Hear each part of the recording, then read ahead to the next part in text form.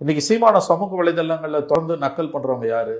99% திமுகவால வளர்த்தெடுக்கப்படுகிற கைக்கூலிகள். ஆமா. அவங்களுக்கு full time ஜாபே சீமான விமர்சனம் பண்றது. கிட்டத்தட்ட அவர்கள் ஒரு மனநோயாளிகளாக எனக்கு காட்சி அளிக்கிறார்கள். அது எப்படிங்க ஒரு மனுஷன் 365 நாளும் 24 மணி நேரமும் சீமான பத்தியே வீடியோ போட்டுக்கிட்டு இருப்பான்? கண்டிப்பாக அவர்கள் மனநல காப்பகத்திற்கு சிகிச்சைக்காக கொண்டு செல்லப்பட வேண்டியவர்கள். நான் அப்படிதான் இதை பார்க்கிறேன்.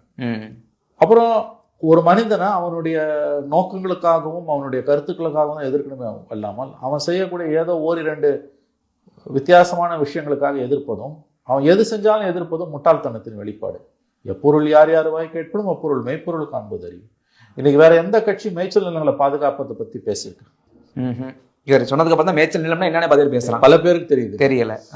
மேய்ச்சல் நிலம்னா இன்னைக்கு இருக்க கிரவுண்ட் பாப்புலேஷன்ல நகர்ப்புறங்கள் இருக்கவங்களுக்கு எல்லாம் ஊரக பகுதிகளில் இருக்க மாணவர்களுக்கு, பெண்களுக்கும் ஆண்களுக்கும் தெரியும். சிட்டில இருக்கவங்களுக்கு என்ன தெரியும்? அதான் என்ன அப்படின்னு இப்பதான் பாக்க அந்த அளவுல அது ஒரு அட்டென்ஷன் சீக்கிங்கா இருக்குல்ல, மக்கள் கவனத்தை அவர் ஈர்க்கிறார். அது ஒரு ஆரோக்கியமான அரசியலுங்க.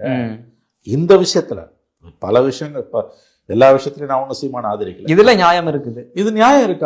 அவர் எழுப்பக்கூடிய பிரச்சனையை பத்தி நம்ம பேசணும். சிவில் சமூகமும் மீடியாவும் அரசியல்வாதிகளும் சீமான் இதன் மூலம் எழுப்புற பிரச்சனையை பத்தி பேசணுமே ஒழிய அவர் மாட கூட்டிட்டு போறதை பத்தி நக்கல் பண்றதுன்றது அறிவிலித்தனம். முட்டாள்கள், திமுகவோட கைக்கூலிகள், அறிவாளி அல்சேஷன்கள், அவர்கள் தான் சீமானை விமர்சனம் செய்வார்கள். பாய்ந்து பிறான் அதுக்கு மாடு மேய்க்கிறவங்களை அரசு ஊழியர் ஆக்க முடியாது.